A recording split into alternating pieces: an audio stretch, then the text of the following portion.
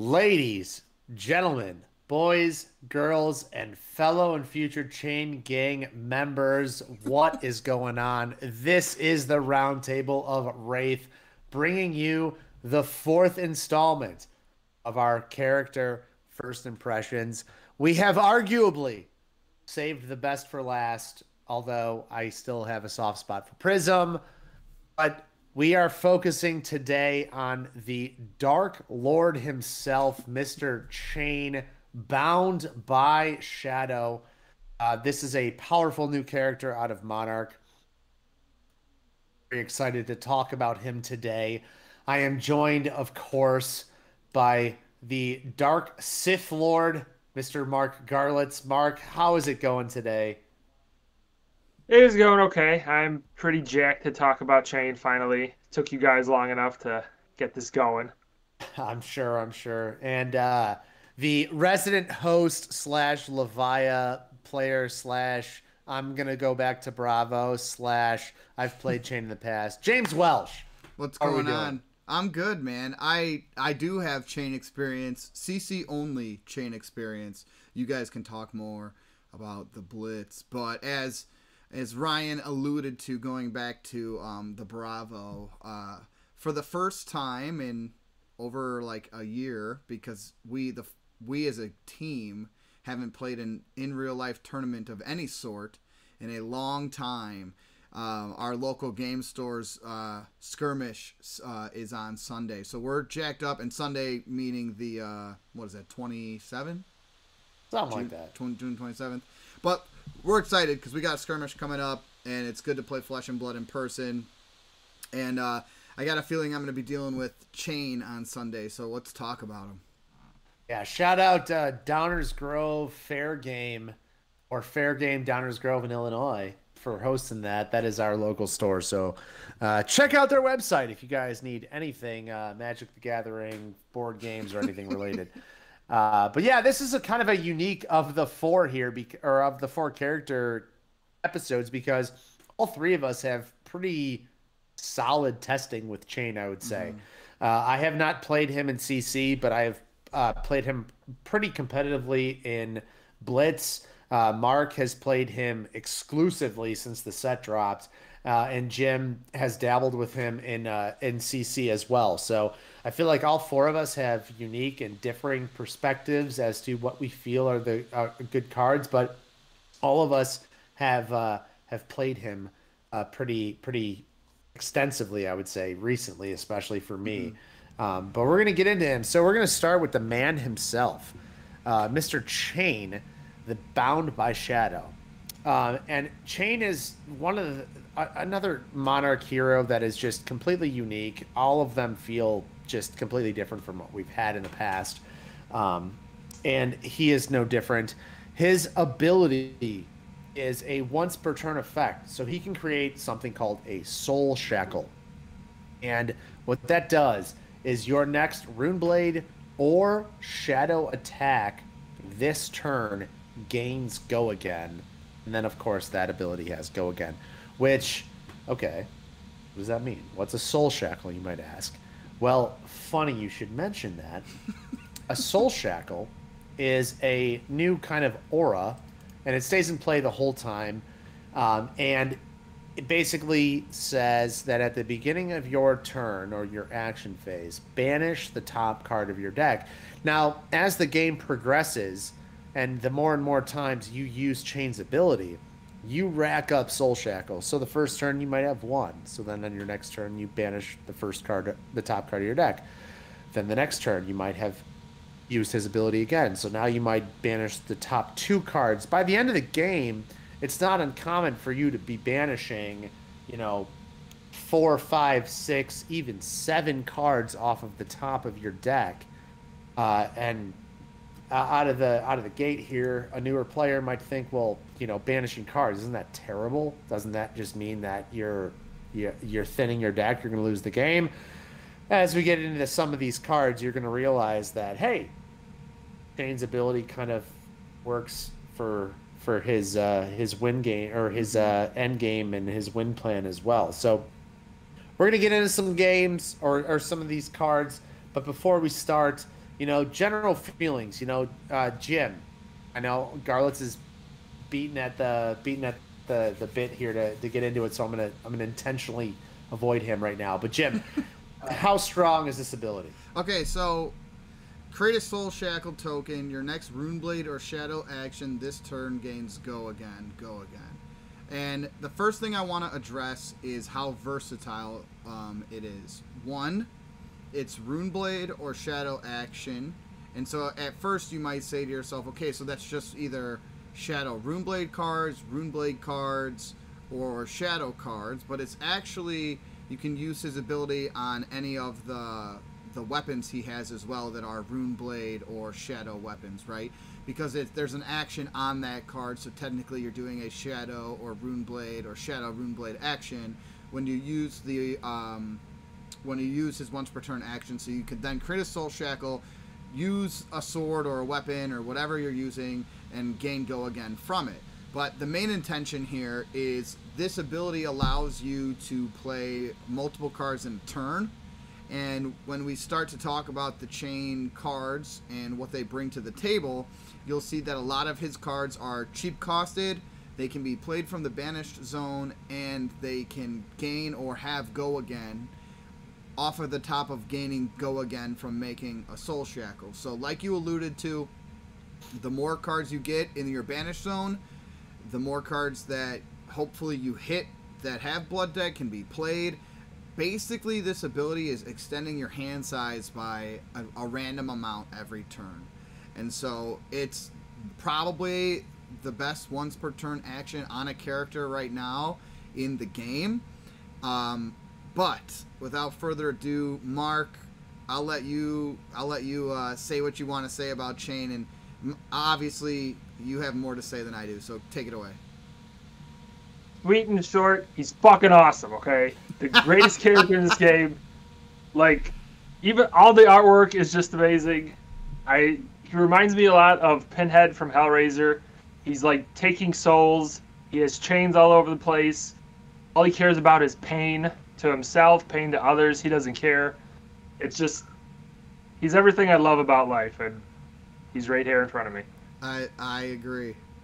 As frustrating as he is to deal with when you're staring across the table, from a balance standpoint, he's almost perfectly drawn up. Like, the randomness, the variance, although you can craft a deck to make it as, percentage high as you want, there is still some variance. But his character design and, playing cards from the banished zone, but, getting lucky and racking up this blood debt, it's a perfectly designed character. Yeah, like you were saying, they balance. He's frustrating. Go ahead. Yeah, he's frustrating, but like you said, the more you banish, the higher the risk is that you will or will not be able to play these cards that you banish, or you may not even banish cards that can be played that turn. So high risk, extremely high reward. I'm excited to dive into his card pool. Sure. So without further ado, let's jump into some Shadow Runeblade. He is, of course, a Shadow Runeblade. I think I failed to mention that. He is very different from Viserai. He doesn't pretty much have any of the same mechanisms. I guess occasionally you'll get a Rune Chant off. But the first Shadow Runeblade card that we are going to chat about may be the best Shadow Runeblade card that we're going to chat about. And that is the Seeds of Agony. This card is a 0 cost. It is a non-attack action, which is highly relevant. There are 3 colors. It's just a common, and just kind of like the other heroes that we talked about, oftentimes the common cards happen to be some of the best in the deck. And Seeds Red, any of the seeds, by the way, you can play from the banished zone. Seeds Red states that the next attack action with 2 or less cost that you play this turn gains deal 1 arcane damage to target hero. It also has Go Again and Blood Debt. The most important part of this is that you can play it from the banished zone. The yellow version says the next attack action card with 1 cost or less. The blue is 0 cost or less. But all of them are allowed to be played out of the banished zone, which is the most important clause. So you're dealing an arcane damage if you have an attack action that meets that clause, depending on what color you're using. And Mark, we're going to start with you. Why is this card, the Seeds of Agony, potentially, if not the best card of a chain deck? Blood Debt, 0 cost. It can do arcane damage, which could turn on other cards in your deck. It's a non-attack action card. That also turns on other cards in your deck. It pretty much has everything you're looking for. You could also get it from the graveyard from other cards. It is just the most versatile card in his whole deck. Should be a rare for what I think, but they made it a common, which means I just get tons of them all over the place. And then the best thing is the artwork is amazing. Like a blood tree coming from someone's body. Mm-hmm. Like, I want this on a mat, and I want it now. Just give me more Seeds of Agony. I didn't realize that blood tree was coming out of that guy. Yeah, it's sweet. Now that I look at it, like, it's pretty nasty. Jim, like, why is this card like just bananas? So, like we had clarified before, when playing Runeblade, even though he's not like Viserai, a lot of the cards that you play still want non-attack actions to be played in order to meet prerequisites, or in order to get the highest potential out of either another card you're going to play or a weapon that you may eventually swing later in the turn. So Seeds is great because, one, it already comes with Go Again, so you don't have to make a Shackle. You can play it from your banished zone. It's going to add that clause of deal 1 arcane damage to target hero on the next attack action card. And like Mark said, it's very versatile. You can pitch them early. You can play them. You're happy when you flop it off at the top. It can do almost everything. And then the last thing I do want to say is I thought this was really interesting. For any new players, if you were to play like a Seeds and then another card, that card is still the attack action card that you play afterwards. Those are still individual one sources of damage. They're not lumped together as two. And so originally you might think it gains deal 1 arcane damage to target hero. So if I play another one, technically that same card says deal 1 arcane damage to target hero, deal 1 arcane damage to target hero. But it's still one source. So it's good. A lot of cards in his card pool and Runeblade card pool need you to have done arcane damage in the turn to get their best effect. And at worst case scenario, if they are pitching a card to block this what's the word, arcane damage, then you're taking a card out of their hand that they can't use that turn, and you're furthering your win condition and hindering theirs. Yeah, I mean, this card just turns on so much. You never hate when it's banished because you know you get to play it. A lot of the other clauses of, in order to play this card from the banish zone, you must have played a non-attack action. Well, there you go. It's a 0 cost. The arcane damage is relevant. It's annoying. Yeah, I think in Blitz you run 6. In Constructed you run 9. Like, this card is just, it's so good. Such a good card. And you never hate pitching it. Like, if you have a blue one, you pitch it, you can save it for later. Like, you know you're going to get there because you're consistently milling cards off the top of your deck, so you're always going to get to the bottom of your deck. It's a great card. Moving on to the next card, we have Rip Through Reality. Rip Through Reality is a 2 cost, 4 attack for the red version. I'm pulling up reds. Yeah, Jim, so I don't know. So am I. Cool. So 2 cost, 4 damage, blocks for 3. Very good. You can play it from the banish zone. Very good. It also has blood debt. We want to see that. And it says, if you have dealt arcane damage to an opposing hero this turn, Rip Through Reality gains Go Again. Now, Mark, I know you are higher on this card than the two of us. So explain to me why you like Rip Through Reality. Just the Go Again. I mean, I play a heavy arcane deck than most people, so I find myself getting the arcane damage through, so therefore I get that Go Again. and that just allows you to further the Chane gang and just keep smacking away. I mean, it's pretty short and sweet. That's the reason they made it, is to help you out with the go again, and it works. So now, personally, I think that the 2 for 4 on a conditional go again is expensive. Jim, I'm going to get to you in a second here, but I don't play as heavy focused arcane. I know Mark, you have, or you do. I don't play. I don't focus my deck on arcane damage, and just I feel like Rip Through Reality oftentimes gets stuck there in my banish zone, and I don't know what to do with it because I haven't done arcane or my opponent has blocked my arcane, and therefore coming up with 2 additional resources is just awkward or it's inefficient.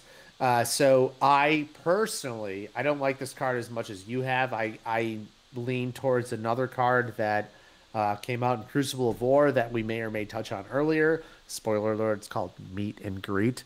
But if we get on that, maybe. But that's the card that I choose in place of Rip Through Reality. You can't play it from your banish zone, so that's a big thing. But Jim, what do you think? So I like it, and I think that like Mark said, there's a risk knowing that you have to get the arcane through to get the highest potential out of this card. However, like you said, a 2 cost is also awkward. So depending on the way you've crafted your deck, I think running the reds only is the right call as far as classic constructed. And then if you wanted to state a case to leave this out of Blitz because of the conditional go again, I would hear you out on it. But if you also wanted to leave it in, I think that's acceptable as well, because I do see the benefit of it. So depending on how you structure your chain, this card can, like Mark said, provide a lot of value. 2 for 4 seems like way below curve, but you're paying for that conditional go again. And I will say the one absolute downfall of this card, and it helped me learn how to beat Mark, was that when you see this card in the banish zone, a good player will see it and know they're not going to let that arcane damage through that turn. So I prefer having this card in hand, or like in Arsenal or something. I don't like when it gets flopped off the top, because then it's a clear indication to my opponent to not fall for my traps that I'm setting with the arcane damage. And maybe they still will, maybe they won't, but at least they know then. They know for a fact if they take it, this is going to have go again. So I don't like playing it. I mean, when it comes from the banish zone, that's great that you can play it. I like playing this out of hand as a way to sneak in an additional 4 go again. Yeah, that's my thoughts on Rip Through Reality. I almost kind of like it in the banish zone because it makes you ditch that card for the arcane. And I'm all about cards out of your hand, because if I get 4 cards out of your hand, that means my next turn I get all my cards and I'm going to come at you harder because I got 1 more Soul Shack. So the 2 costs just seems so prohibitive. No, Mark, I do. I agree. I like what you're saying. Like, that's a good fake out. I do like what you're saying. I think, like we said, overall, pretty good. Not something that you like must include, like Seeds, but like I agree. Yeah. A good card if you choose to go with it, and if you don't, there's other replacements within Runeblade itself, or Shadow Runeblade that are just fine. The next card that we're going to talk about is Rifted Torment. I have a feeling that we're not going to talk about this card for very long. It is a 2 cost, 4 attack for the red version, 3 black. You can play it from your banish zone if you do deal an arcane, and it also has Blood Debt. I think this card is trash. 2 for 4 with no additional benefit. The arcane is meh. You almost have to burn a Soul Shackle in order to play this from your banish zone. I just see no upside to this card. Call me old-fashioned. I don't know. Jim, what do you think about it? I don't think it fits Chane's archetype. And I say that because smarter people than us have already found how to get the most out of going wide with cheap, efficient, costed cards that still pack a punch while not making you pay a whole lot of money, similar to like Ninja. And so like when you look at the archetype, you say like, okay, the one arcane out of Banish Zone seems really awesome, and the 4 attack seems really awesome. But we just had a debate on whether or not 2 for 4 was worth it with the conditional go again. Now this is 2 for 4 with the conditional arcane. So if Rip Through Reality is a card that you can play, but it comes with some risk, Rifted Torment offers a little less value when you're already trying to save those resources. Why choose Rifted Torment over Rip Through Reality or any other spicy option? I know that's just my saying, but I have not played this card yet in my testing. Yeah, I don't. Mark, do you have a different opinion? I haven't touched the card. I mean, the arcane is what makes the card somewhat special, but there's other cards in any deck that can give you that arcane. So there's really no reason to waste 2 resources on this type of card. I don't know what's going on in the artwork. I think they're stuck in a box or something, but yeah, they're like stuck in like a painting. Yeah, I mean when you're running every Seeds of Agony and you have no problem, dishing arcane, this is just don't play this card. However, I could say this, like, it's always interesting when the game first starts. Like, we have to remember down the line maybe there'll be different Shadow Rune Blades. But as of right now, the date where we're making this video, this card doesn't fit Chane. All right, next card, Rift Bind. Rift Bind. You may play Rift Bind from your Banish Zone. Hey, it's a 1 for 3 with a 3 block. Love that. If you do, Rift Bind gains plus X attack, where X is the number of non-attack actions you have played this turn. It has Blood Debt. Mm-hmm. I love Rift Bind. I'm going to start this one selfishly. Yeah, go for it, baby. I love Rift Bind. You play a lot of non-attacks. The seeds are non-attacks. We have potentially plunder runs if you play those shadow puppetries, which we're going to get to. So it's not uncommon to see Rift Bind end up with a 1 for 5. There's been turns where I've gotten it up to a 1 for 6. It's very rare, but it happens.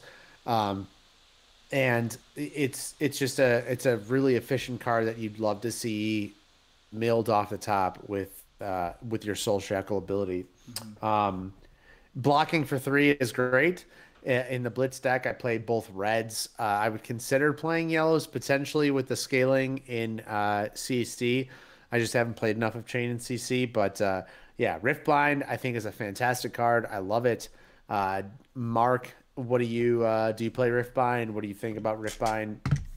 Initially, I did not play it in my first build of Chane, but then after talking with you guys and watching many videos on Chane, it seemed like the way to go if you build your deck around the bonus of non-attack action cards to get that bonus plus X. You can get it usually up to at least 4 or 5 with a couple of the seeds or a shadow. So it's pretty effective for 1 cost. I play reds and yellows. There's really no need to play the blue. I mean, the one attack is kind of weak. So yeah, reds and yellows are the way to go right now in this meta. Card's hot. Hot, baby. Yeah. Hot. Over Do you have you, any Jeff? other thoughts, or are you pretty agree? I mean, I agree. I also, in my Classic Constructed, play the reds and yellows. It's just interesting to me. We just talked about two costed cards that have conditional effects as to why you'd want to play them. Yet here we look at a 1-costed card that gains damage if you played from the Banish Zone and there's non-attack action cards that you've played before. So I think, like, 1, it costs 1, and then the ability on the card itself, like you both alluded to, is great. And so when you construct your deck the right way, you might read this and say to yourself, like, that's underwhelming. But if you construct your deck the right way, you are going to be playing multiple non-attack action cards in a turn, making this card then way above average for $1. So, awesome card. I agree. All right, next card here is I feel like it's going to be a little bit divisive among the cast, but we have Piercing Shadow Vise. So Piercing Shadow Vise is a 2-for-4, 3-block, very similar to Rifted Torment, one might say. But it says if you have dealt arcane damage, to an opposing hero this turn, Piercing Shadow Vise gains +2 attack. So it could be a 2-for-6. Mark, you are the resident Piercing Shadow Visor. Why is it that you love this card so much? I focus on Arcane, so I really try hard to get the Arcane through. And if you get the Arcane through, you get a +2. So this becomes a 2-for-6, which if you're gonna block it means 2 cards out of your hand, which I love to see from 1 card. It did everything I wanted to when I first started Chane. Obviously, right now, I'm kind of off this, and I'm on the Riftbind train, because that seems to be pretty good right now and strong. Mm-hmm. But I want to like this card, and I'm going to make it work.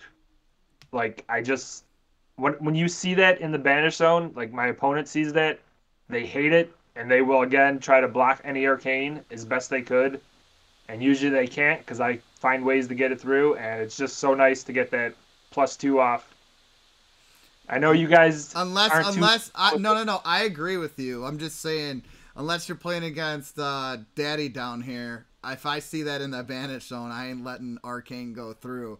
And I believe I used to have a very good record against you with Levia back when you were playing this. Not until you switched off of it do you seem to be a little bit more of a pain in the arse. But I will say this. Like Mark said, the card does serve the heavy Arcane purpose.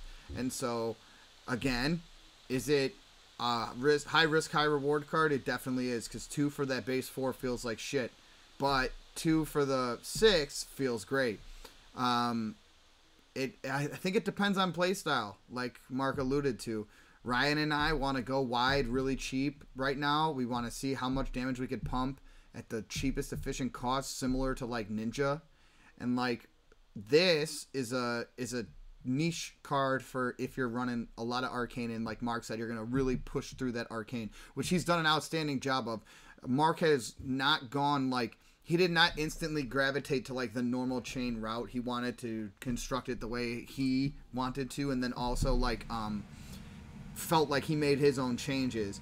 And Ryan and I are trying to do like the more mainstream Chane to see if it really sings like the people say it does. So from both perspectives, Ryan and I probably don't like it as much as you, but I totally see where you're coming from as to why this fits your playstyle. Yeah, I'm a cheap bitch. I only run in my blitz deck. I run 4 total cards that cost 2 or greater, and that's Howl from Beyond and Command and Conquer.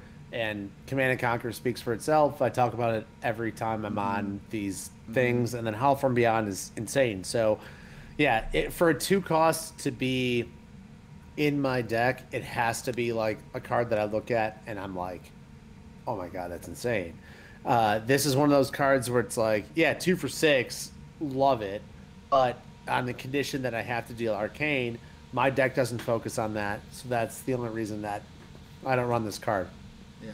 Not a bad card by any stretch, just doesn't fit my efficiency model of, hey, it has to be 1 or 0 cost unless it's broken.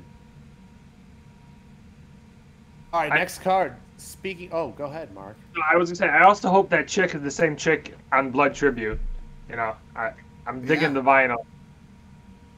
Oh, yeah. All right, next card that we're going to talk about is actually one of my favorite cards here. Bounding Demagon. It is a 0 cost. I love that. 3 attack, 3 defense. If you have played a non-attack action card this turn, you may play Bounding Demagon from your banish zone. If you do, it gains 1 attack. So it could be a 0 for 4 from your banish zone. There have been times when Bounding Demagon has been stuck in my banish zone, so be aware of the clause that you can only play it from your banish zone if you have played a non-attack. Usually that's not a factor with the amount of non-attacks that you play in a deck, and you can always play it from your hand. So you don't have to have that clause met if you play it from your hand. You just don't get the +1. But this card is fantastic, especially, you know, the best. Your opponent playing against Jim a lot recently. I love it when it's like, okay, here's my 3 Soul Shackles. Seeds of Agony blue. Bounding Demagon. And you smile and Jim just puts his head down. He's like, oh, this is going to be a good turn for you. Like, that's the nutter butter. So, yeah, Bounding Demagon, I love it. I run the reds only in my Blitz deck. Again, I have never played Chane in CC, so I don't know how I would kind of extrapolate that to that. But, Jim, what do you think about Bounding Demagon? Oh, I'm so glad you came to me first. I love this card because, like I had previously said, if you construct your deck the right way, and I'm talking non-monarch cards, even though we're only specifically, you know, like really talking about monarch cards right now, you run a hefty amount of non-attack actions. This is almost always live. Some people run the reds and yellows.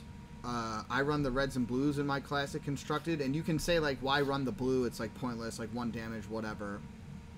But I also run, like, a different variant where I'm, like, needing to pitch blues. So I don't mind if I come across, like, a 0 blue pitch that defends for 3 still, because it's going to give me the money that I need. I could be easily convinced to go to yellows. I could care less. But something about, and it's probably in my roots of starting with Bravo, I love high value or blue cards that give you at least some value. So, like, hey, nobody wants to block 1 damage, and I can pitch it and get this back later.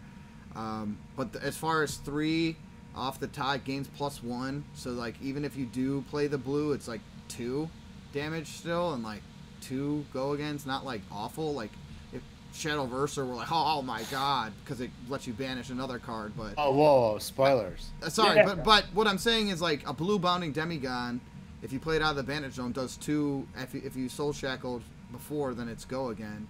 And there's, I mean, Urser's way better, but it's like could be like a mini pain in the ass, this card. And so I agree, yeah. All colors are viable. If you wanted to run the reds and yellows, great. If you wanted to run the reds and blues, great. I don't think you run all 9 in a classic constructed. I think you pick 6, and your color preference is just up to your play style. Mark, what do you think? You guys said it all about the card. I run the reds and yellows. I mean, 0 cost attacks are always good. From the banish zones, always good. Turns on your blue Seeds of Agony, always good. And then I think there's Visceri on the artwork, always good. I mean, it's a great card. Yeah, I don't know if that is Viz, but whoever that is looks super badass. I'm going to call him Viz. That's all I care about. Sure. Alrighty. Bounding Demagon. Your I wish it was called Bounding Demigod. That would be cooler, but Bounding whatever. Demigod. Next card here is a rare. For some reason, I'm staring at this card. Trash. I don't get it. Seeping Shadows. Okay. I hope one of you guys that are listening to this message us, tell us that we're wrong here, say how this card is elite. 3 cost, blocks for 2. The blocks for 2 sucks. Yeah. Everything about should go to you guys should go to the school of 3 blocks. That's why I have a master's degree in 3 block school. But 3 cost. Play from the banish zone, that's good. Next attack action card with 2 or less costs you play gains +1 and go again. I'm staring at a card called Shadow Puppetry. Like, does this do anything that Shadow Puppetry doesn't? I mean, no, but here I do have like a little bit of a counterpoint. And, This card's kind of the worst card I've ever seen in my life. okay, hold your horses just a little bit. Here's what I'm gonna say. Go ahead. Hold on. Here's what I'm gonna say. It's like I'm gonna compare this card to what's the card I like to run with Kasai that most warriors don't play, but I play it in Kasai because it gives me the go again for sure. That blade card. Driving blade. Yeah. This is kind of like is like kind of like that card, but for Rune Blade. So like obviously the hefty cost of 3, you're getting a for sure go again on your next attack action card with cost 2 or less, and you buff it by 1. So like it's not like anything to write home about. It's not fitting the archetype that we're talking about as far as cheap costed, but it doesn't fit Chane. That doesn't mean that it's not like potentially good down the line. But as of right now, this doesn't fit Chane, so I've never used it or played with it in any capacity. But I've seen people run the like one blue one just for like some late game. Some late game stuff. Shadow Puppetry literally does the same thing and then gains an extra clause of if it hits, look at the top card of your deck and you may banish it, and it costs 0. Yeah, it but blocks that's for the same majestic. amount. That's like. But I'm saying, like, why would you ever run this card over Shadow Puppetry? This card costs 3. Yeah. No, you're not wrong. This is a 3 cost card, and it does the same thing, but worse. Well, they obviously deemed it strong for only giving it a 2 block too, which is really interesting. I don't know. I don't see it. I don't know why this card was a rare. Mm-hmm. I think this might be I think this is the worst card in Flesh and Blood. I'm not even kidding. This is the worst card in Flesh and Blood. There's nothing good about this card. I'm not going to defend it. I just wanted to play devil's advocate a little bit. No, I know. Just don't play it. Don't ever It needs play to this be card. 2 in order to have a chance, and even then, it's probably still too much. But 2's like Buy unlimited Shadow Puppetries, throw this card in the garbage, and then be happy with your decisions. Mm-hmm. All right, Dimensional Gateway. 1 cost. It is a 2 block, no attack. It's a non-attack action. Opt 3. Garlets, you love this card. Opt 3. Reveal the top card of your deck. If it's a Runeblade card, deal an Arcane to each opposing hero. If it's a Shadow card, you can banish it, go again. Mark, you love this card. You've played it against me numerous times. Why do you like this card? It's your turn. You get to opt 3. So therefore, you could plan your next hand, so you know what 2 cards you're getting. And then with that 3rd card, you can decide if it's like a Shadow Runeblade. You could show it, do that 1 Arcane, which is so important for everything else that I like to run. And then you even have the option of banishing it. So if you get like a Bounding Demagon on that sucker, you get the 1 Arcane. It goes in the banish zone.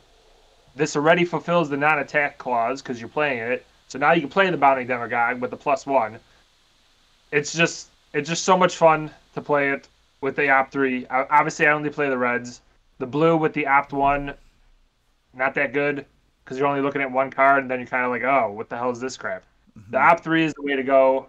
I love the card. It's only 1 cost. It kind of starts your non-attack train going. I love it. James, what are your opinions on the opt? So I think this is a playstyle optional card because like if you're gonna go with like what's hot right now is like pushing as much damage as you can for a cheap amount, 0s and 1s and go agains, almost ignoring the Arcane to some extent and just letting it trickle in. Whereas this card fits more of Mark's style of setting up his Arcane, setting up his other cards that he wants to get off. So, do I think it's bad? I'm not going to say it's bad. Does it have a place in Chane? I think it does. Does it have a place in the current Chane that's running rampant and bursting a lot of damage? It does not.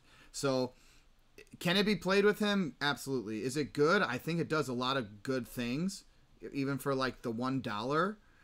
This is to me, this is 110% a playstyle optioned card, but I do think it's good. Yeah, it's an interesting card in that Opt 3 is never bad.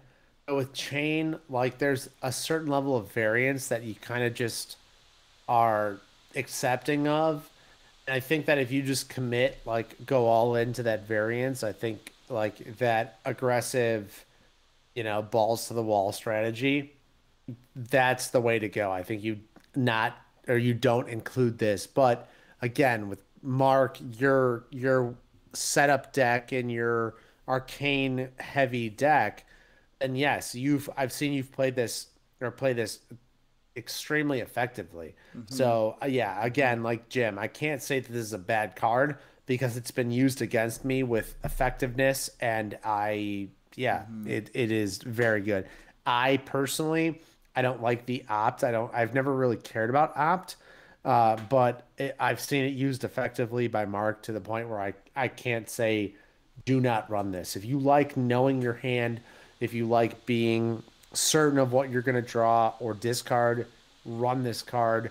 It can be effective.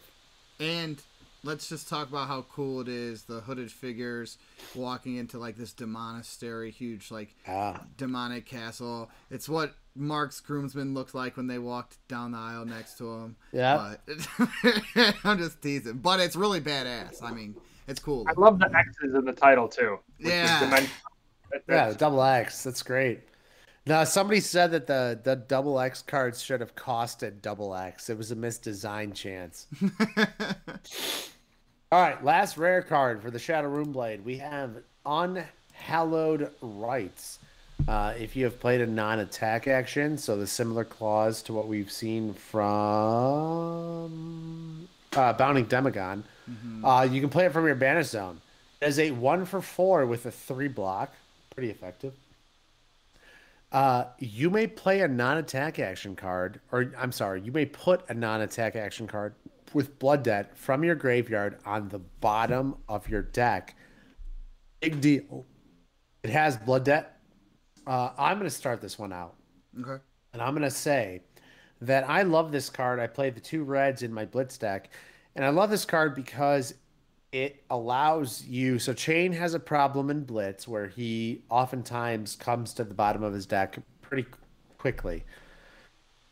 Ensuring that you have decent cards or at least playable cards on the bottom of your deck, such as, the most common choice for me is going to be a Seeds of Agony.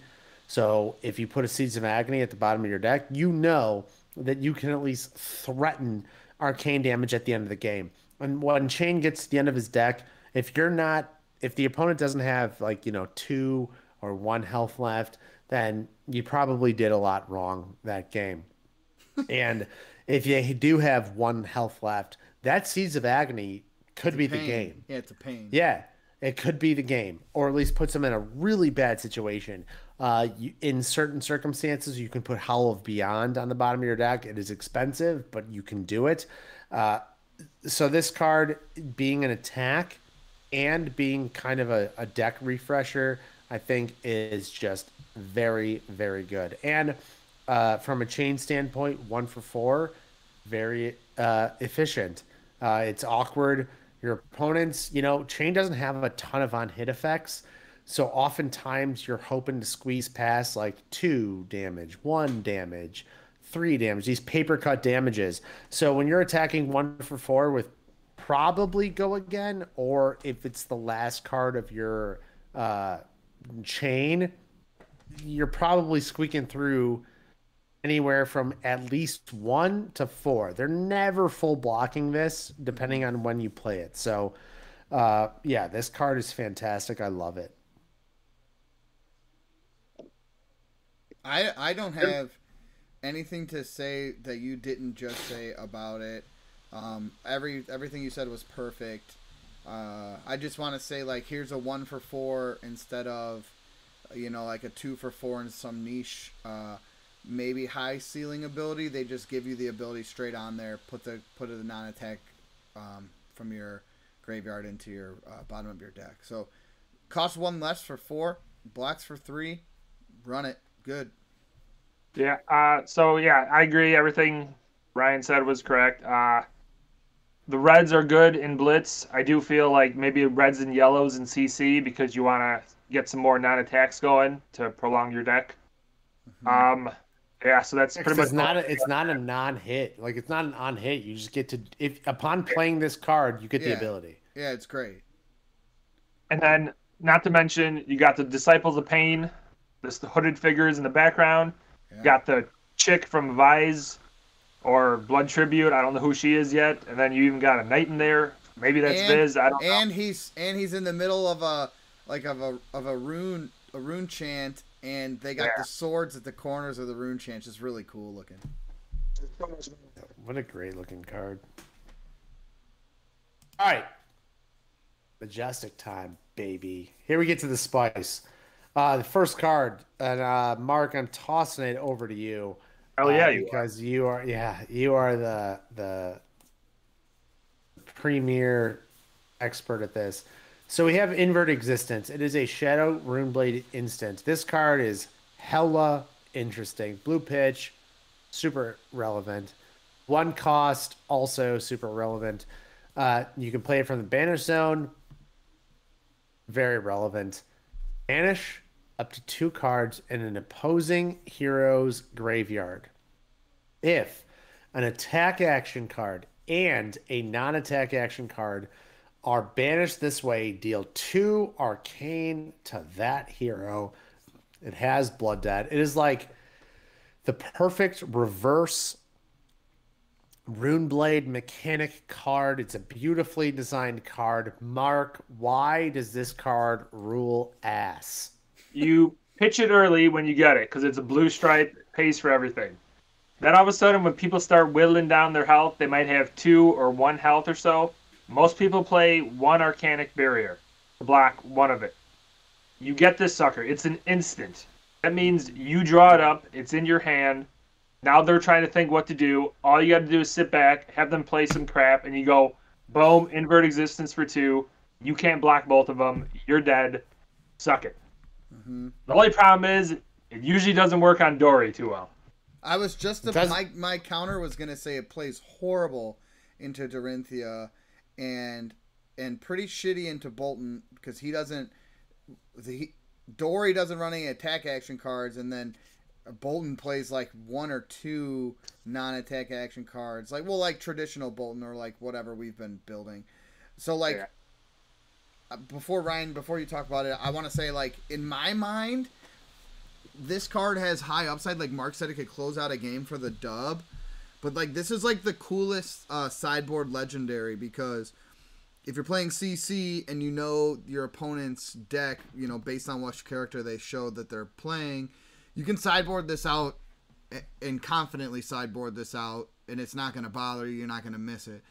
But against a handful of decks, this is some great sneak damage in, and it's a blue pitch, like we said. So I think it's risky to run it in Blitz, like Mark said, or like Mark plays it in Blitz. I know you and I don't. Well, I don't play Chane Blitz right now, but I see why Mark plays this because it does close a game out. It for sure closes the game out.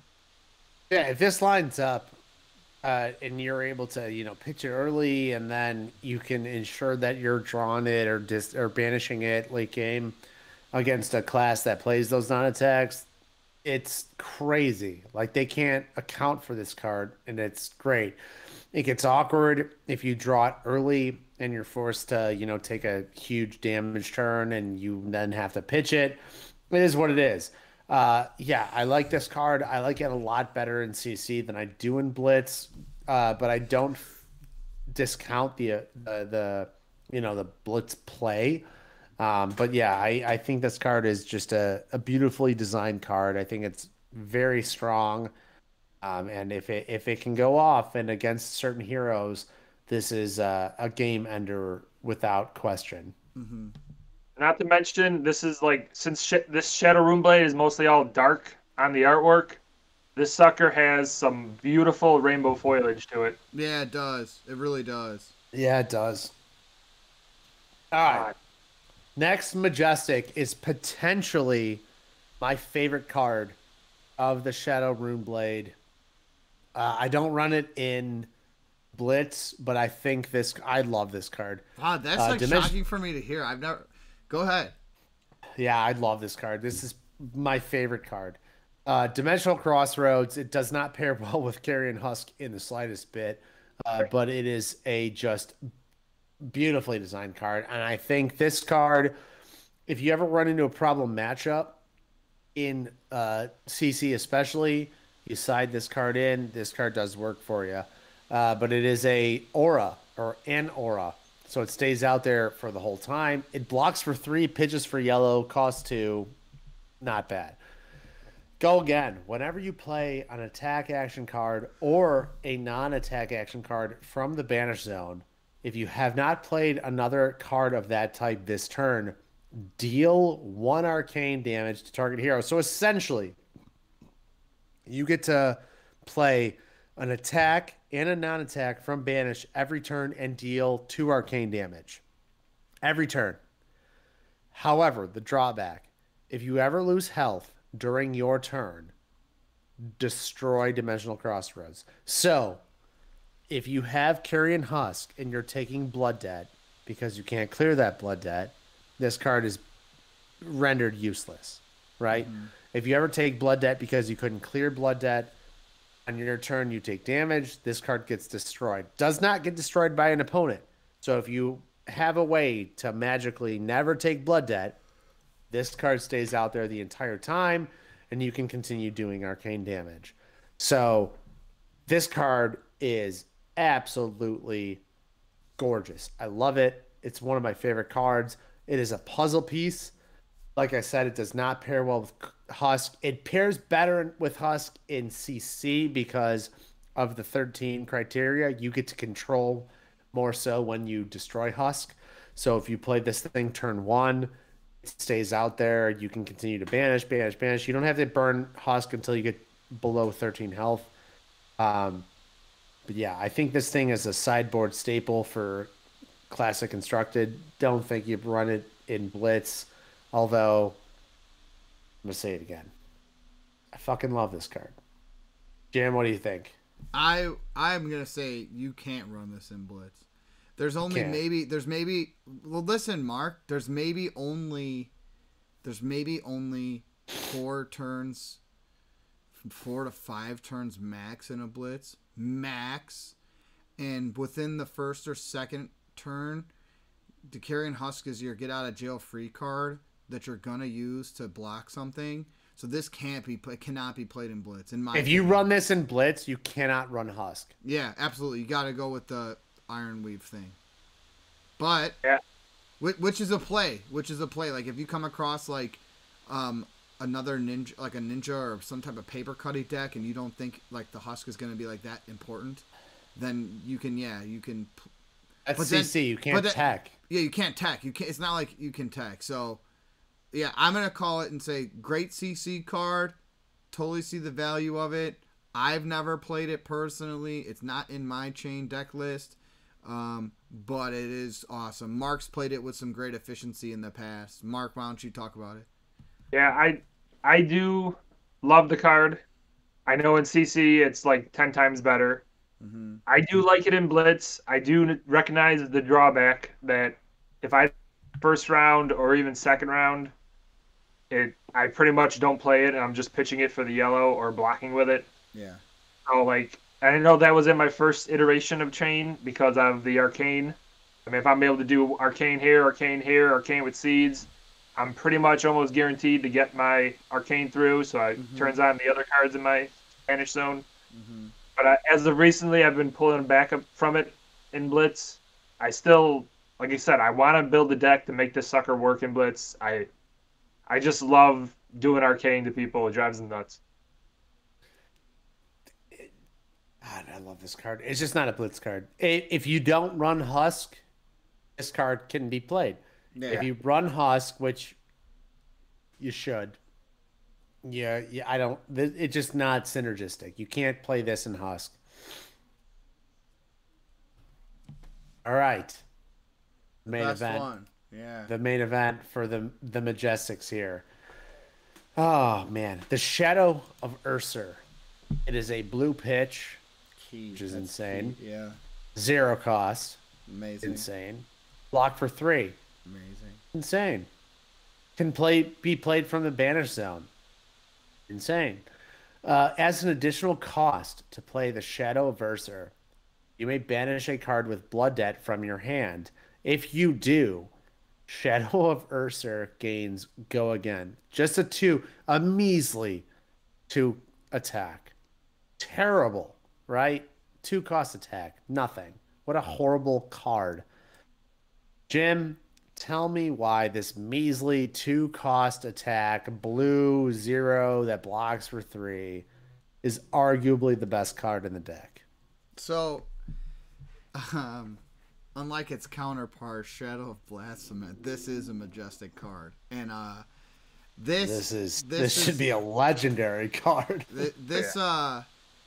This fits every criteria you want in the Chane, at least the Chane that we've been going with. So, pitches blue, outstanding, 0 cost, so it's cheap. It paper cutty for 2, but the best aspect about this card is the additional cost to play, because then you get to take something from your hand, banish it that has Blood Debt, so you still are going to be able to play it this turn, and then this card itself gains Go Again, and that's important because you haven't, let's say you already have or you haven't Soul Shackled, that's another action point that you're going to get. So you're going to get to Shadow of Urser, Go Again, make a Soul Shackle, play a card, maybe you still have Go Again into another card, or you Soul Shackle, Go Again, play that card, Go Again, another card, maybe Go Again, who knows. This lets you go really wide for that turn, wider than you normally do. And even though it's a measly 2, it's an annoying 2, especially late in the game. That's 2. They got to spend a card to block the 2 sometimes, or you die. So this card is outstanding in every way. Mark, anything I didn't say? It's freaking blue too. Like, yeah, all the stuff we just talked about, it's still freaking blue. Like, you could pitch for 3 if you want to do. It's crazy. I personally just remember when I started on Chane, playing it, and just watching you two guys like blow up at the card. Like, what is this shit? You just play it, Go Again. This is just freaking crap. It was good times right there. I mean, the fact that it's blue, like, Chane is one hero in Blitz, right? You are always getting to the bottom of your deck unless you just completely destroy somebody.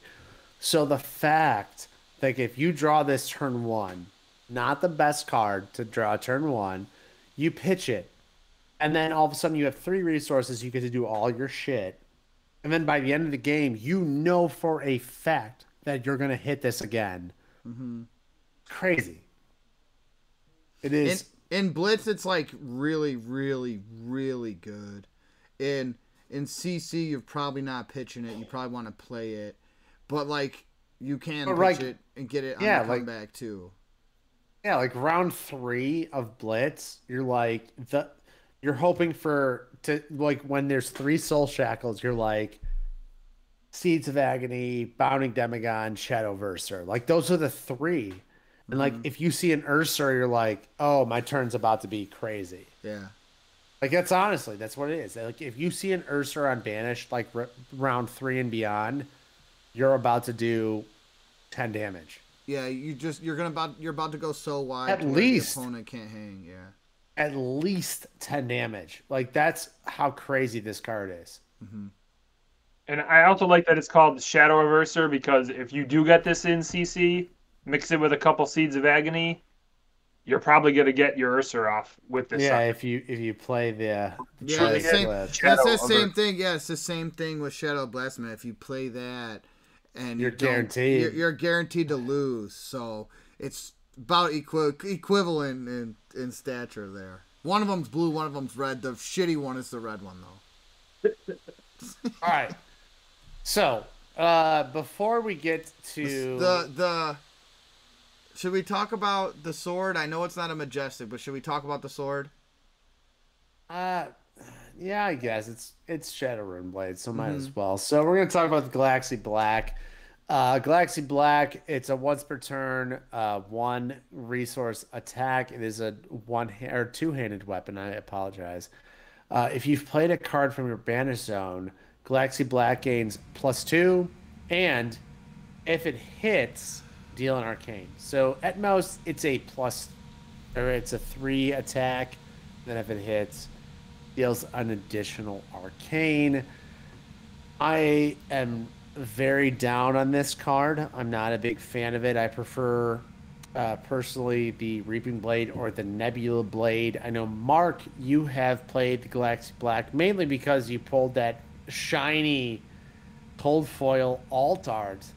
There it is. Beautiful. If you want to buy it, check out the eBay. He's trying to ship it here.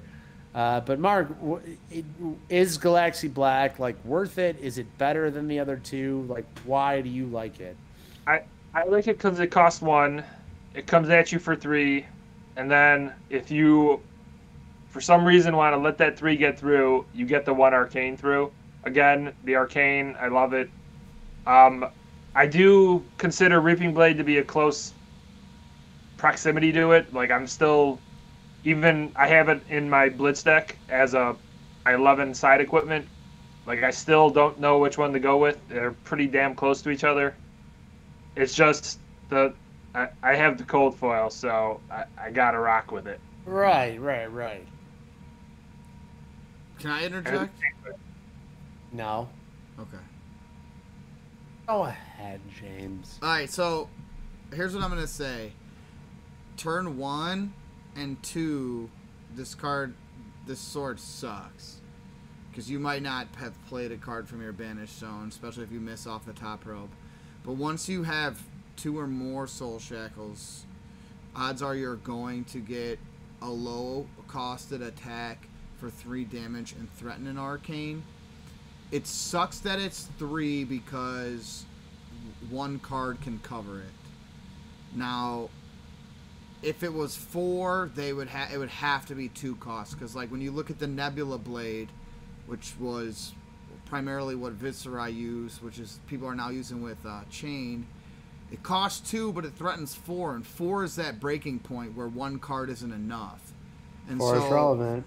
Which is super relevant. So, like, you guys talked about this in the Reaping Blade, but the Reaping Blade in this max out at 3, which can be covered with a card, and the Nebula Blade can max out at 4, which is a breaking point. However, I think the class in general has 3 outstanding weapons to choose from. All can be stated a case for, and all have value in their own right. So, like, if you're a new player and you don't have a Nebula Blade because you just bought into Monarch, Galaxy Black's good. I have Dread Scythe. Or Dread. Well, I don't even. Dread Scythe is the worst. It's like the worst one, and it's the Majestic. But Dread Scythe is trash. But what I'm saying is, though, the class in general has great options to pick from. So I agree with you, yeah. So, like, Galaxy Black's is good. So if you're a new player and this is the sword that you have, then rock it, because it's good. Yeah, all 3 are fantastic options. I was teasing Jim there, but I know. Yeah, the Dread Scythe kind of sucks, but everything else is great. So we're going to move on to shadow cards, but we're going to move on to a shadow card that is very awkwardly a shadow card, very like Levi's specialization. This card probably should be just a Shadow Runeblade card, since it can only be played with Chane anyway. And we're talking about Soul Reaping. So Soul Reaping is just like Levi's card. What is that? Soul Harvest. It is a legendary Chane specialization. So it can only be played with Chane, and you can only ever have 1 copy of that. It's only a rare. So we usually see this with like either Fables or Legendaries, but it says you may banish 1 or more. First off, it's a 6 cost. What? I'd never want to pay 6 cost for anything. Just wait, baby birds. We'll feed you. 6 attack, 3 block. Holy hell! You may banish 1 or more cards from your hand rather than pay for Soul Reaping's resource cost. So immediately, banish a card from your hand. Don't have to pay. Free card. If you do, gain 1 resource. What? For each card that has Blood Debt banished this way. So if I banish 3 cards that have Blood Debt, not only do I not have to pay for this 6-cost attack, I gain 3 resources. So you can theoretically then pay for all 3 cards that are now banished because Chane is a crazy person. So this card, arguably, is the best card in the deck. Soul Reaping, 6 costs, and then the other clause also. If you're ever attacking a hero with 1 or more cards in their soul, so if you're against a Prism, if you're against a Bolton, and they have 1 or more cards in their soul, gains go again. Which is only gonna become more relevant when more light heroes that have soul components get released. So like, this card can only get better. Jim, how many times have you played Soul Harvest as a Leviathan player? 0, but I have a reasoning for that. I think I know the reasoning. The reasoning I think that this card is so outstanding compared to Soul Harvest is, if you're playing Blitz and they introduce those new spicy mentors, you got Lord Sutcliffe and Lady Barthamont, which, how happy are you that I said their real names? Otherwise, we wouldn't be on this podcast. When you have those guys, and Lady Barthamont lets you find a Leviathan specialization, you're gonna go find Doomsday because it's not hard to pull off. Whereas if you have Lord Sutcliffe and you pull it off, that was close. You pull it off. It was close. Then you're gonna go find this. You're not gonna go find Eclipse, right? So like, Eclipse is like super hard to pull off, and this is easy to pull off. So I think that's the reason why they made this card outstanding, because getting Blasphemous on the table for Leviathan is achievable in every single game that you play, even in Blitz. Whereas playing Eclipse and getting Urser on the table is like borderline, like extremely rare. So that's why this card is good and Soul Harvest is not as good. And then this card, go ahead. I have to interrupt you, and just to be clear, we think that this card is absolutely bananas. Yeah. Like really this is arguably, as a rare, the best card in the deck. The one downside is you cannot play it on a banish zone. It does not have Blood Debt, so that makes it fair. So if you randomly discard this card, it is gone forever. It's fair. But if you draw this card, this is probably, I'm looking at my cards here, probably the best card in the deck. Garlitz, do you have any disagreements there? Everything, you guys hit everything. The only point I'd like to make is this might be your only 6 in your deck sometimes. So it's very hard to actually block against a Prism with it, because you know how good it is, but sometimes it comes in handy. I know one time I played against a guy, it was a Phantasmify into a Phantasmaclasm, and then I was just like Soul Reaping, and then I was able to block everything. But other than that, you might not even want to block against it with Prism. Mm-hmm. It's amazing. Do you agree this is like potentially the best card in the deck? Yeah, it makes you do math, because you got to think all the resources. A 0 for 6, and you can gain resources. It's almost like a blue. It's like it's its own resource generator. I don't think we need to even speak on this anymore. It's that good. I have a rainbow foil one, and it's so beautiful too. Yeah. Bananas card. Play this You got card. Urser in the background. I mean, it's great. Yep. Yeah. All right. So going back to the common shadow cards, we're going to kind of skip over some. We're not going to talk about each one just because, whatever. We're going to talk about Ghostly Visit, though. So the red version is a 1 for 4. Extremely vanilla, blocks for 3, but you can play it from the Banish Zone. This is one of those just, generic cards. I feel like every class has them that you have to play. It is vanilla. It is not sexy, but it gets the job done. Garlitz, do you run Ghostly Visits in your deck? I mean, I'm personally, I don't know what you're saying about not sexy, because I'm seeing some sexy on it. Yeah, I'm saying there's borderline nips here, baby. we're trying to be content creators here. Hey, we're getting there. I said borderline. Yeah. I didn't say they're visible. Plus, Sure. game itself says 16 plus. So come on. Sure. I mean, the card's 1 for 4. Yeah. Smacks them. I mean, it's a great design card. Simple. Love it. Yeah. I think it's just extremely efficient for its value.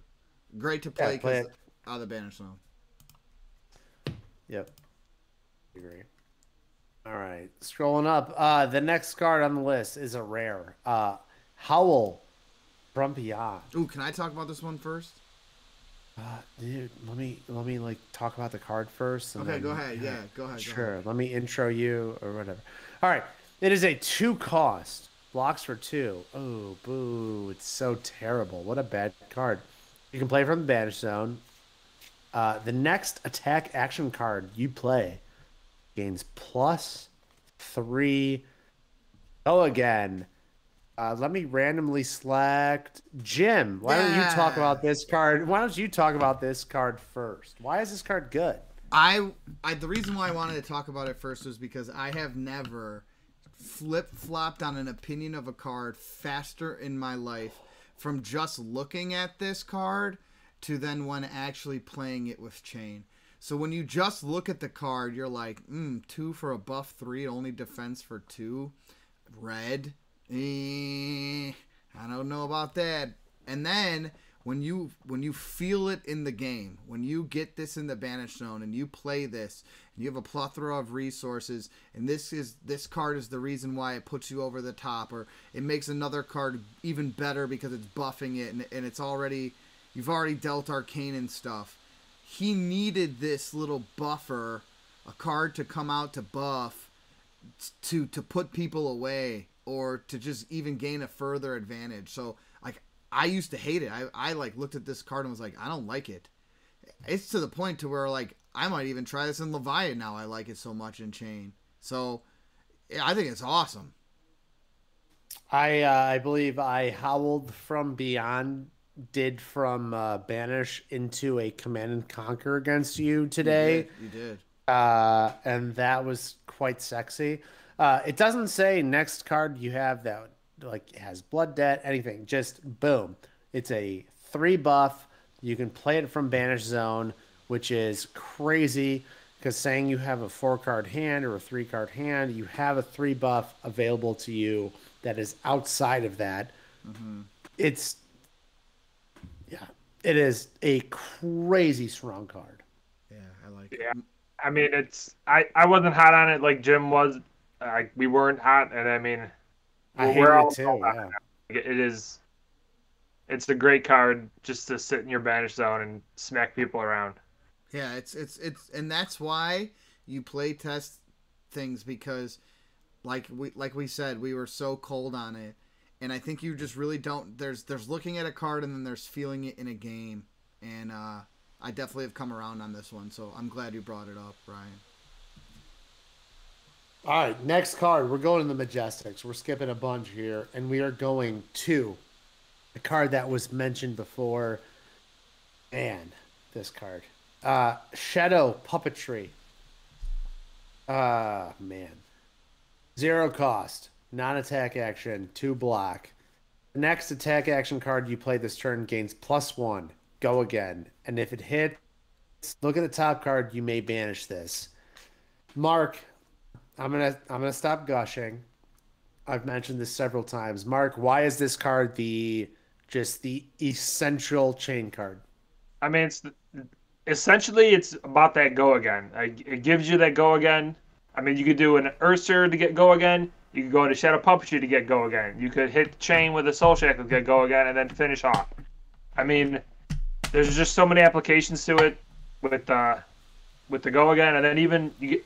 Not to mention, then you get the +1. And then if they let the attack hit, you could look at the card and banish it. You could get another, like, Bounding Demagon or something out of there and play that. I mean, it's just so many possibilities with this. It's exactly what you want to see in your hand. Only negative, you can't play it from the banish zone. So if you do banish it, you're sad to see it go. Jim, why is Shadow Puppetry just Shadow Puppetry? Why is it insane? It's just like Mark everything said, but it's like worth that risk. You banish it, you hate to see it, but you don't even need more than a turn or two of getting it off. If you were to get it off 3 times in a game, then that's like you probably won for sure. It just helps Chane do everything he wants to do. It just helps him go wider. I don't need to reiterate anything Mark didn't say. This just forwards his win condition and is a true majestic to where if you told me this was just like a Chane specific card, if this said like Shadow Runeblade, I'd been like, yeah, that makes sense. It's outstanding. I mean, The other cool thing is it's the next attack action card. So you could hit it with E-Strike. You could hit it with Command and Conquer, similar like how it'd be from Beyond, like Ryan said. So I was just going to say that. I look at every pump card, like how does it affect Command and Conquer? That's like where my head goes every single time. Like Howl from Beyond is not just the next Shadow Runeblade card, it's the next attack action card. So like how does a pump card affect Command and Conquer? Because I consider that the best card in the game. Shadow Runeblade, Shadow Puppetry says pump 1, next attack action card. That's it. Command and Conquer can become a 7, and that alone, that math, messes up your opponent so much. Just tweaking Command and Conquer from a 6 to a 7 just completely affects your opponent's turn, and those are the swings that you look for in a game. So if you can make a Command and Conquer 7, you're in very good shape. So yeah, Shadow Puppetry, what a card. You run 2 of them in Blitz, run 3 of them in CC. Don't look back. This card is absolutely bananas. Next card I'm gonna cover here is you probably. You could talk about it yourself. I was gonna say I'm the only one that's gonna be talking about it here. Mutated Mass. All right, so this card started out as a meme card, and I feel like this card was very disrespected by myself and a lot of people that play this game.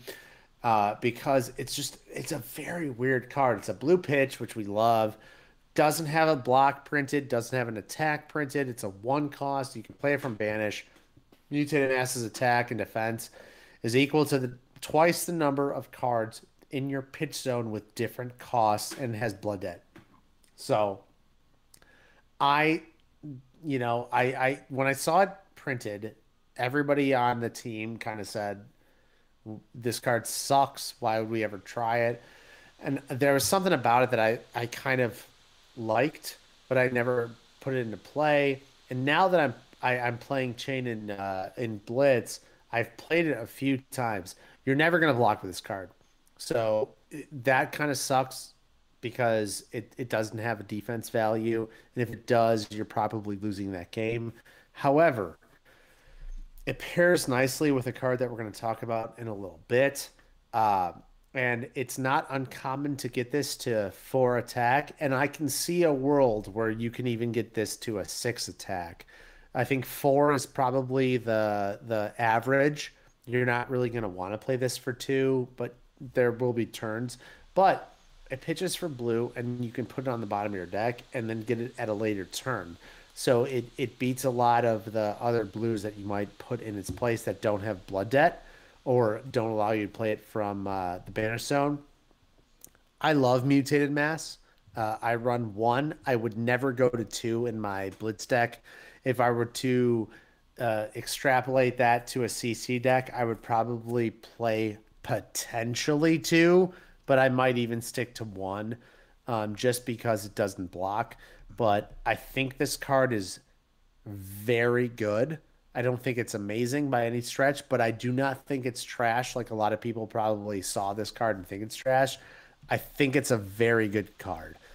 Do either of you guys have a differing opinion or something to contribute? I know, Garlitz, I know you think it's terrible, but do either of you want to support my opinion of it being a good card? No. I saw you play it against me, and it wasn't as bad as I thought. However, Yeah, it did however, caveat being said, we can talk about it now because you kind of brought it up. If you pair this, and we're not talking about, technically, we're not going to show this card on the screen because it's from a previous set, but a popular card played in Chane is Art of War. And if you pair this on an Art of War turn later in the game, then I do think it is like pretty sick. And that Art of War play happens in Chane like a lot. And so like you could banish this from the Art of War, draw 2 cards, do some pitchy stuff. Ryan played it against me like pretty efficiently in a game, and it almost made me go, maybe I was wrong about it. Jury's still out. Mark hates it. Ryan loves it. I'm in the middle. Jury's still out. Exactly. All right, last card we're going to talk about from the Shadow cards here is another legendary Chane specialization. It is the legendary card from this set. And we're talking about Eclipse. So Eclipse is a 0 blue cost or a 0 cost blue pitch. Play Eclipse only if you have played 6 or more cards with Blood Debt this turn. If you have, you can play it from your banish zone. And then you create an Urser, the Soul Reaper token. Let me pull up Urser real quick. Urser says once per turn attack, it is a 0 cost attack. It has 6 attack. It's an ally. So again, the same ally rules. You can attack it. It has 6 health. And then while Ursa is attacking a hero with 1 or more cards in their soul, this attack has go again. So very similar to Blasmafet in that it's an ally that can be attacked. So a new mechanic from the Monarch set. Mark, I know you have successfully gotten off an Urser, or you've played an Eclipse in a game. Is it viable? Is it kind of just a show thing? Like, what are we doing with Eclipse and Urser here? It's completely not worth it in Blitz. I mean, you have to banish it, and then you have to pretty much focus on trying to play 6 Blood Debts, and by the time you're doing that, you're either dead or you won the game. So there's no way you should play it in Blitz. In CC, it should always be in your deck because it is blue. So you could pitch it early, and then whenever you do banish it, most likely you will have enough to get the 6 Blood Debt off.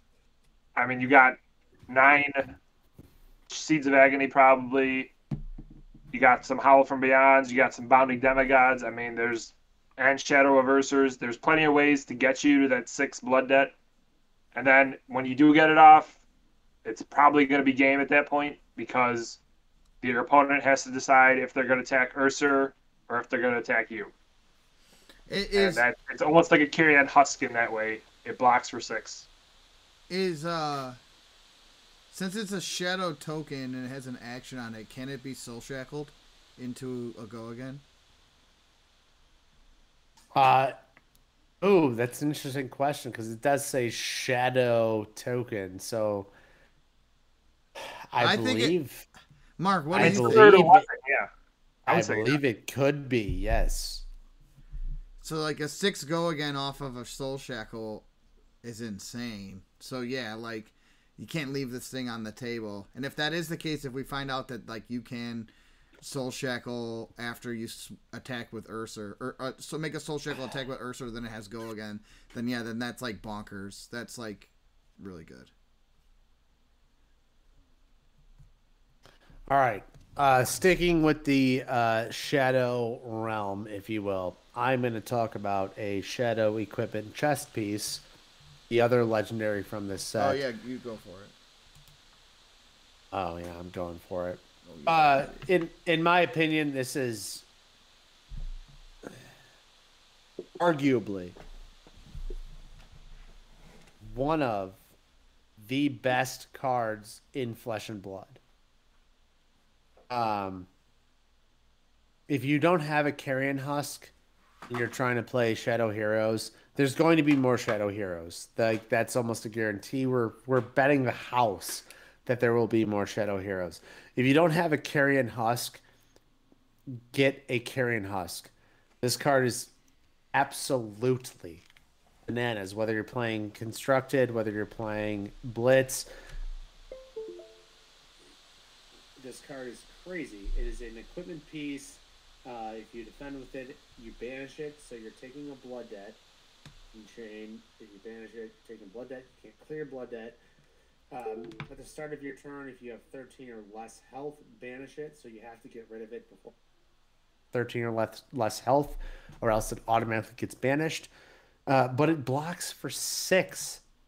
This thing is a get out of jail free card. If you're a blitz player like I am right now with Chane, basically you get to say, okay, what's your best attack? You're looking at your opponent. What's your best attack? You're throwing at me. All right, I'm going to absorb it, and then I have a full hand to it's a get out of jail free, right? Your opponent throws a strong attack at you. You completely cover it with just your chest piece, and then you have a full hand to throw back at them, which it's a momentum swing. It's a momentum swing. It is this game is all about tempo, especially blitz. Mm-hmm. And if you can take tempo just by throwing a chest piece at your opponent's attack, then your chances of winning the game just shoot up. Jim, what is so frustrating about playing against the Carrion Husk? I love it because I'm a Levia user and a Chane player, so like having it is great. But like, let's say like I'm been playing against these two chaps in blitz. I've been testing a lot of my Bravo. This card can single-handedly turn off a crush effect like by itself if you can't pump extra damage in, because they can defend for 6 and then one card out of hand they just covered 9, and your dominate doesn't even matter. So basically, it's like, well, I'm gonna do this because I gotta get this Carrion Husk out of the way, and it's great for them because it basically shuts me off for a turn, and by me I mean I've been playing Bravo, but I think the same could be said for Dorinthia when she goes for like a +3 Red Warrior's Valor swing for 6 on hit go again. You're like, okay, I'll block with the Carrion Husk and a card. So even if you want to pump by 3, I got you covered, baby. So it's just outstanding. Recently I've been liking it. However, the thing that irks me the most is endgame, knowing that I always have to do 1 damage to myself. That's kind of stinging me right now. I know I died a couple times knowing that I've had to carry on Husk in the banish zone. So like I do love it. I see the purpose of it, but I'm still wishy-washy on always playing it. Really call it the Iron Weave. Can I counter with, though, Mark? It's the difference between taking 6 distributed or even however many turns there are in Blitz, 4 over the course of the game, rather than 4 in a crush or 6 in a crush. Or say you're playing Dorinthia and you can fully block a Spoils of War go again. She has an Iron Song Determination in her hand, or Iron Song. What's the response or something? Iron Response. Yeah. So you don't. Yeah. So she's stuck and doesn't have to go again because you block with 6. I mean, I see the purpose of it. I gotta really think about it. Like, how much is it gonna hurt me in the end? Like, mm-hmm.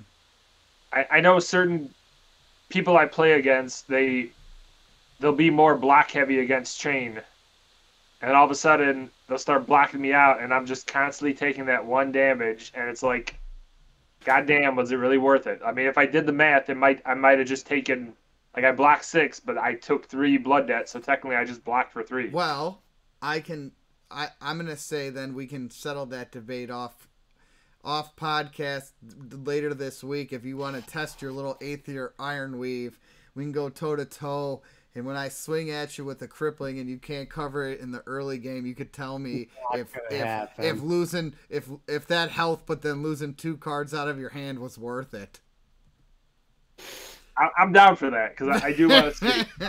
No, I think gonna happen. I think it deserves I guess it deserves an equipment spot regardless. If you look across the table and you're playing a Dorian Bravo, then maybe the husk is worth it. If you're not and you're playing a small paper cutty deck, then maybe you can get away with the Iron Weave. I think it just is opponent dependent. So it's great in Blitz. They give you 11 equipment slots, so it should be one of them, and then it should be one of your slots in CC. Why not make a slot for it? It's worth it. I agree. All right, so we're gonna come to like some random cards that we've all played. Not random cards, but cards that we've played that we feel that are just extremely essential in the Chane experience. I'm gonna go first, Jim. I don't know if you can pull up the Arcane Rising set here. You know what card I'm looking for.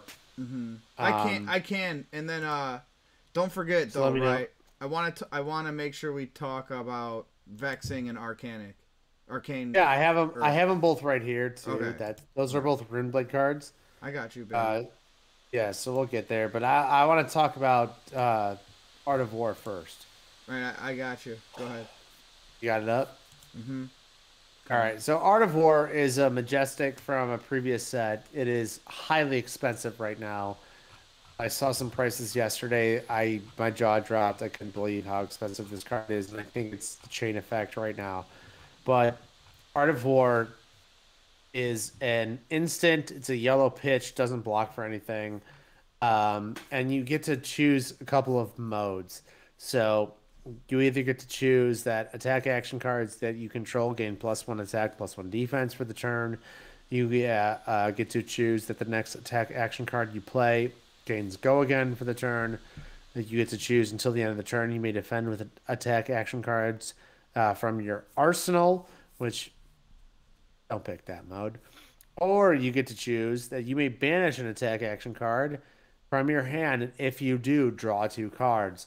So the most common modes that I choose from Art of War are banish. So you banish a card with Blood Debt because, hey, you get to play that card because Chane is a bananas character, and the card says that. And then you draw 2 cards. And then I usually give that card go again, or give the next attack action card that I play go again as well. Although, if you have, like, Shadow Puppetry, if you have other methods of giving cards go again, then you don't have to choose that mode off of Art of War. So you might choose the +1/+1. So just to note off the Art of War, you have to choose both modes before you carry out either one. So it's not like I can say, hey, I'm going to banish and then draw 2. Oh, now I decide to give my next card go again because now I know my hand. You have to choose both before you carry out them.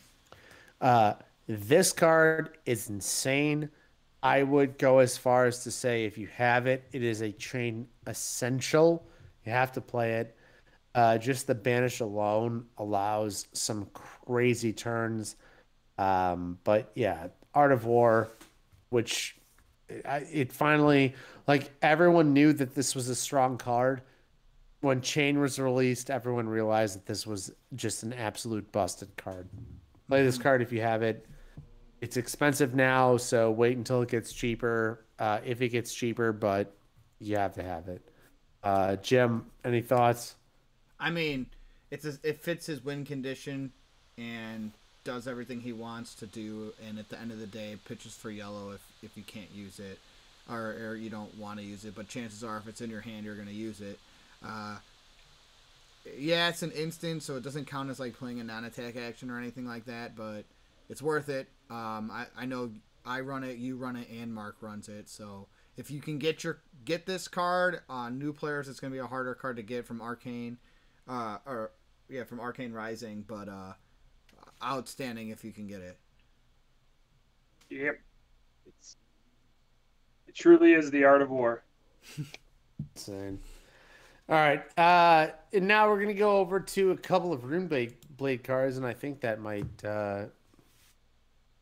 end it here. Mm-hmm. The first one we have is a Vexing Malice. So Vexing Malice is a blue, or the one that we run is blue. Mm-hmm. I run the blue cost. It is a 1-for-1, the red being 1-for-3, and the text saying deal 2 arcane damage to a hero. It has a 3 block. Garlets, tell us why Vexing Malice, maybe the blue cost. I don't know if you run any other ones, but tell us why this card is very good. I run blues and yellows, primarily because of the text box of deal 2 arcane damage. Again, most people will play Arcane Barrier 1. So therefore, if you have deal 2 arcane damage, you are guaranteeing yourself 1 arcane damage, which turns on all that other arcane crap we talked about earlier. Also, with the blue one, it's good to pitch early, and then if you do happen to draw it late game, you are guaranteeing 1 damage getting through, which could win you a game at some points. Mm-hmm. And that's why this card is amazing. And I prefer it 10 times more than the card we're going to talk about next. But I love Vexing Malice with the 2 arcane damage because 2 arcane. Jim? I mean, I agree with everything you said. It's a great card. The 2 arcane puts you over the top, and the blue pitch can totally see running the yellows, especially in your variant. Agree with everything you said, except that very last statement that you just said, because I really like this next card we're going to talk about more than anybody. I think I expressed my love to this, and I convinced Ryan that it might be runnable too. And I have not seen anybody online be playing this card, and I love it. Yeah, just sticking with Vexing Malice. Vexing Malice as a blue pitch 3 block, it's great, but it's also such a good closer card if you draw it late. So if you pitch it early, you're going to get it late unless you mill it with Chane's ability, which means you can play it late. And like Mark said, a lot of people against Chane are going to only run 1 arcane barrier, and so that 2 arcane is extremely relevant. So if you pitch it early, you're going to get it late, and it is a great potential closer card. And then the final card that we're going to talk about is Archanic Crackle, new card from the set. The red version is a 0 cost, 3 block, 3 attack, and it says deal 1 arcane to target hero. Now, I personally run 2 Archanic Crackle blues in my Blitz deck. Jim, you love Archanic Crackle. Tell me why. Did I run 2 blue? I run like 2 or 3 blues in constructed, and then like 2 or 3 reds. Like, or it might be 2 and 2. I don't know. But all I'm saying is, man, 0. Let's talk about the red one for a second. 0 for 4 with the ability with Chane to have go again. You want to talk about efficiency? It's not a 0 for 3. It's essentially a 0 for 4. And so we're sitting here like gushing over a 1 for 4 with like maybe a go again, or a 2 for 4 with maybe a go again. And here you're looking at a 0 for 4 with the potential to turn on all the arcane clauses. At the end of the day, if they block the 1 arcane and you do 3, or they block 3, you're like, all right, I just got 2 cards out of your hand with a stupid Arcane Crackle that cost me 0.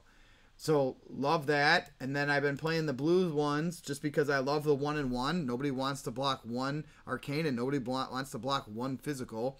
At the end of the game, you're putting somebody in a weird spot. Here's a 0 costed attack. Tap Chane, go again. Or tap Chane, play this. Here's a 1 and 1. What are you gonna do? What are you gonna do, bitch? You got 1 arcane and 1 physical, and now if you use all your equipment late game, this thing's a killer.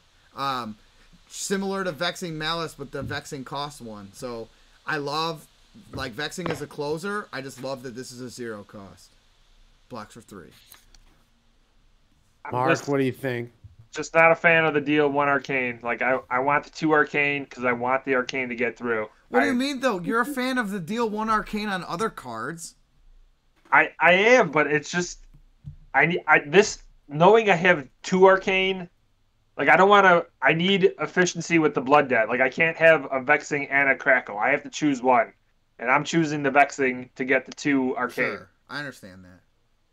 But I do understand what you're saying too. Like Yeah. you are swaying me right now as you're talking. Yeah. I am thinking this through, and I'm like, damn, he has a good point. But I'm still all about the Vexing. I love both. I love both of these cards pretty much equally. I run both blues, 4-cop or 2 blue in my blitz deck. They're shackleable. They're seedsable. Even if I have a blue seeds out of Arsenal, I can play it. I can play a yellow. Didn't even think about the blue seeds reasoning. That's more fire. Blue seeds is good for. That's more Archanic fire. Crackle. Yeah. Yellow has to be played for Vexing. Vexing. Yeah. Ooh. It's a blue seeds. Ooh. It's a blue seeds target, which you love the blue seeds target. Usually, or sometimes I've seen a certain someone in this thing play blue seeds to no effect. This says, hey, I'm going to play blue seeds, and then, hey, Soul Shackle, Archanic Crackle, 1 arcane, 1 physical, and then you can continue on with your business. So, yeah, I am a big supporter of the annoyance factor, and Archanic Crackle is the annoyance factor of the deck. And at worst, it's a 3-block blue pitch, and I love my 3-block blue pitch. Yep, sign me up, Daddy. Well, unless there are any notable cards that I have missed out on. I don't think that there really is. I think we talked. Okay, go ahead. So I know you guys aren't big on it, but I freaking love this card with Chane, and that maybe is Welcome to Wraith, Razor Reflex. Oh yeah, that is important. Go ahead and talk about it. Baby, all the 1s and 0s in this deck, you could pull it off on. And then it even works on the swords. Reaping Blade, Nebula Blade, Galaxy Black, doesn't matter what.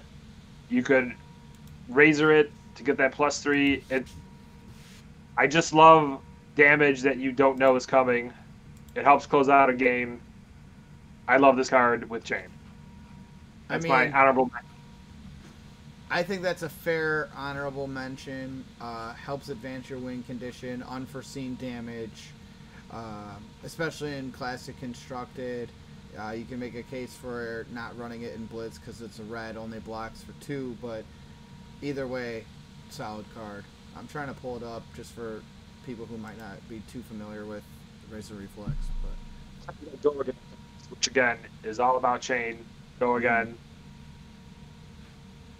The only bad thing is you kind of got to not tip your hat, so you can't start your turn with a bounding Demagon and just sit there like, yeah, I don't have Go Again, so what do you think I'm going to do? I mean, Right. You got to play it intelligently. I'm not going to pull these cards up. I'm not going to pull them up because it's going to be an annoyance to do that. But I think Ryan, Mark, and myself can agree that Plunder Run is also a great option, honorable mention, because the plus bonus out of the arsenal, but then on a character who gets to go again after a lot of actions, it adds the on-hit effect of drawing a card. And so anybody who gets to go wide wants more cards in their hand. So honorable mention to Plunder Run, and it being a non-attack action turns on a lot of the other clauses in the Runeblade decks. And sure, we could go on about other Runeblade cards, but I feel like Plunder Run is a really important one. Yeah, fantastic card overall. All right, fellas.